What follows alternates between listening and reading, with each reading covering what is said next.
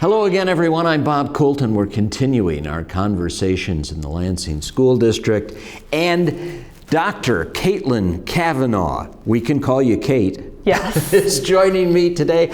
A new member, we can say new too, to the Board of Education, that you're in your first year. You filled a vacant seat, and so you have incredible credentials, but rather than me read something, tell people what they should know about you. You have an incredible background. Sure, thank you. I am a developmental psychologist. That means I study how kids grow and change. And my specific area of expertise is in the juvenile justice system. So I study how contact with child-serving systems can support or derail normative adolescent development.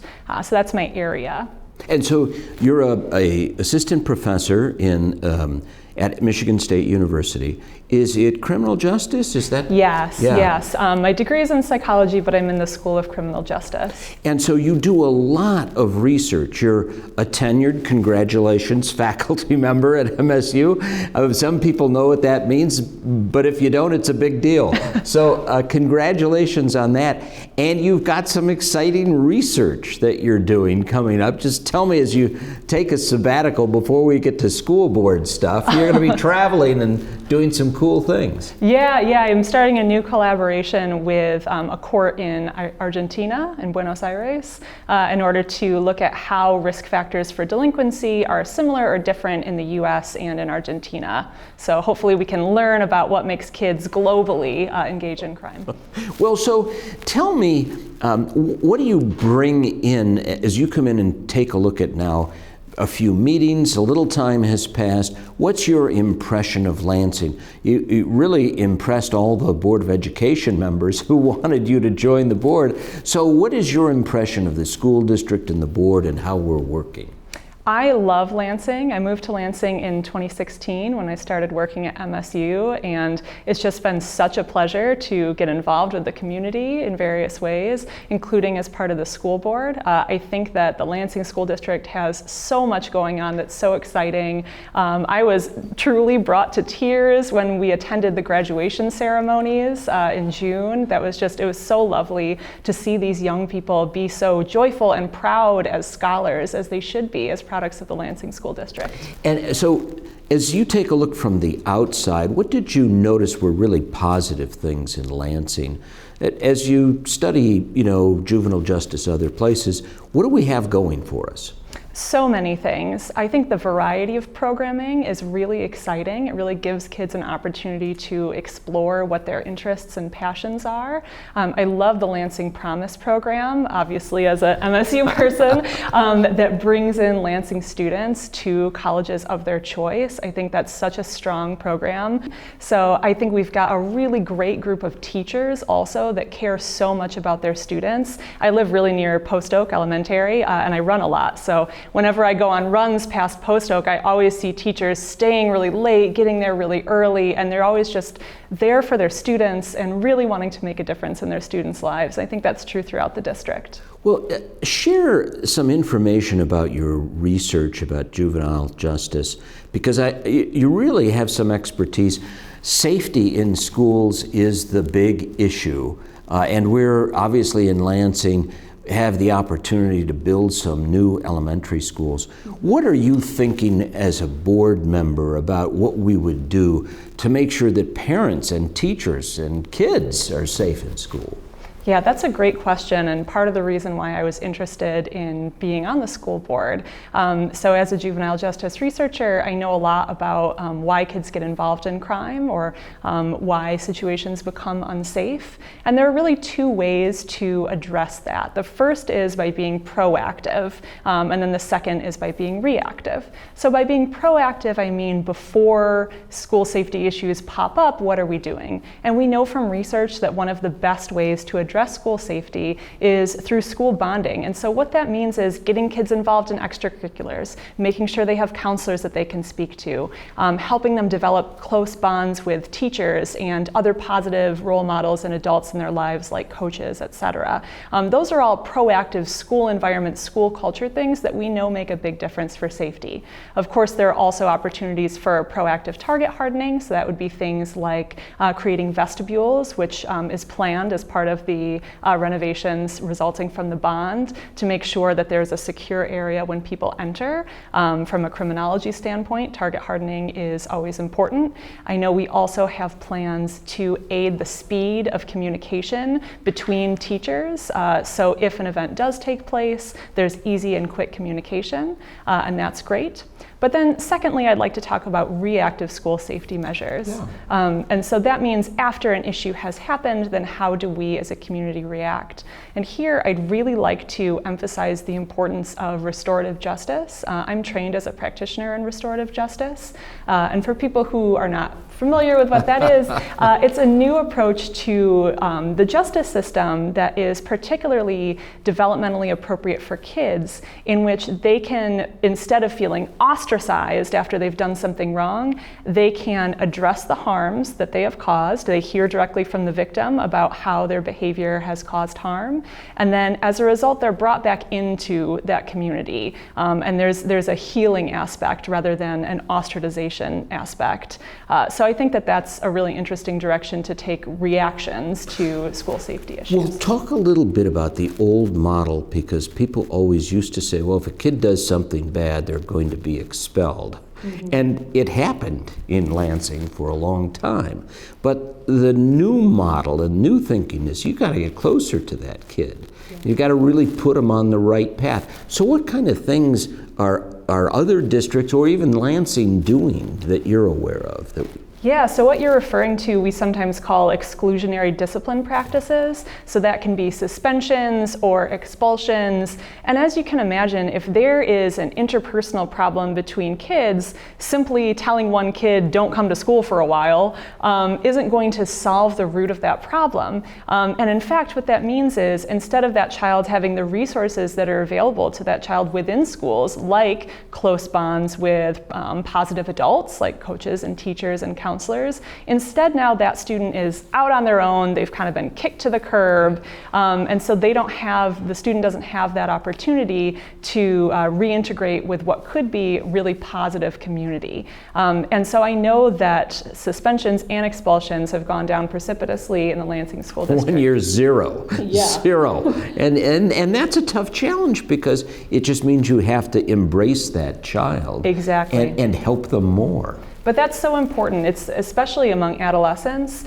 They're exploring their identities. They're pushing boundaries. They're gaining these new psychological, psychosocial, neurological capacities that make them, on the one hand, really curious and sensation-seeking, but also on the other hand, really risk-taking and argumentative. And so it's important that when we look at adolescents who are engaging in those sorts of disruptive behaviors, to consider both sides of the coin, right? And to see this as an opportunity to embrace this child who is behaving in this way, and find out what are you needing in your life? What gap can we help fill? What protective factors do you already have in your life? How can we leverage those so that you can be more successful? Adolescence really is an age of opportunity, and I think that it's so important, since kids spend so much time in school, that opportunity is recognized.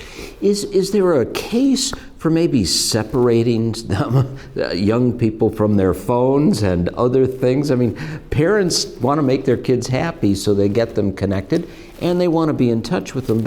But what does the research really say about that? Well, to be honest, I don't know a lot about that. That's a little bit outside my area of expertise. But, okay, so but for kids themselves, how should parents really prepare them for coming into school? Because sometimes kids just don't know what to expect, and boom, they're they're in a school, and here we go. Yeah, that's absolutely true. One thing that parents undercount is the extent to which their kids listen. I know a lot of parents express frustration, like, oh, they don't listen to me, they only listen to their friends. And decades of research shows that for serious things like your attitudes, your values, your core beliefs, your comportment on the day-to-day, kids really do take that from their parents. Kids really are socialized primarily through their parents for those big picture things. Whereas for peers, that's more kind of what music do you like, how do you dress? So I would encourage parents in terms of preparing their children for school to talk to their kids about why school is important, what's good about school, and to get involved in understanding what their kids' homework might look like, what their extracurriculars, what opportunities they have there, which teachers they're getting along with, who they're becoming friends with, where maybe they're struggling. So by parents getting that information, they can more clearly articulate their expectations to their kids, and the kids really do take that in and understand that. Well, and young people probably need to know that it's a family commitment. I mean, some parents do drop their kids off, and that's all the connection to school. But when you send a kid to school, you got to be all in, and the whole family has to kind of be on the same page, don't they? Right, that's very true. We need parents to partner with teachers, and teachers likewise to partner with parents, and to see each other as partners rather than, okay, here's where my child is during this part of the day, and now they're going to be here for this part of the day. Really to see that as one whole network. Yeah. You did mention the redesign. We have a great opportunity with the elementary schools that will be built under the bond that passed. There are a lot of things that are probably popular in other places, like metal detectors and all sorts of interventions, but here we're looking to a little more modern techniques like the one entrance design. But still you need exits to people for a building.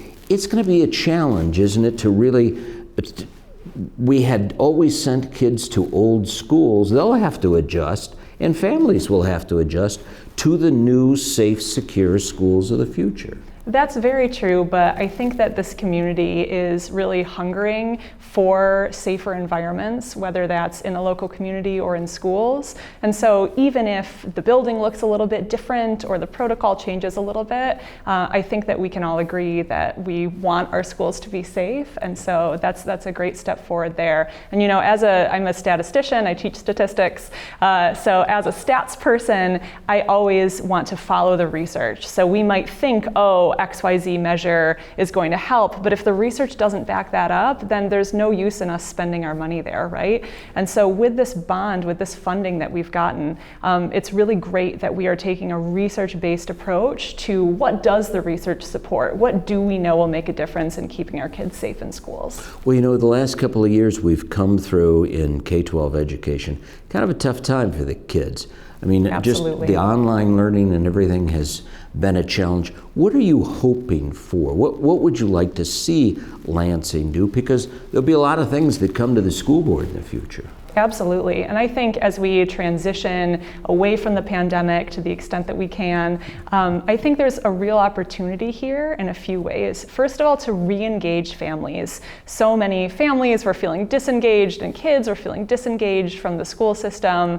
Despite everyone's best efforts, it just makes it really difficult. But this represents an opportunity to get to know all of the parents in the district in order to reconnect them to their schools and kind of reintroduce the kids and the parents alike to what that looks like. Second of all, it creates an opportunity for us as a community to evaluate how do we do schools, because in my job at least, I learned that there were some ways of doing things during the pandemic that actually helped my life and made things easier and better. So it's a good time to evaluate what can we take from those years that was positive, what can we take from those years that we want to carry forward. And third, it's a great lesson in what sorts of of career opportunities there are for the future. I know that in particular in the high schools, we really try to prepare our students for careers that will bring them joy and be lucrative, and so much about what jobs look like have changed because of the pandemic that curriculum needs to be responsive to that. So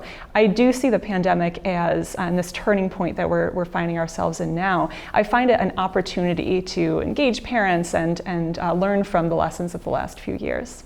Well, Dr. Kate Cavanaugh, professor at Michigan State University, thank you for being a Board of Education member. We've got a long road ahead of us, and we'll be talking again here in the school district. I'm Bob Colt, and we'll continue our conversations in the Lansing School District.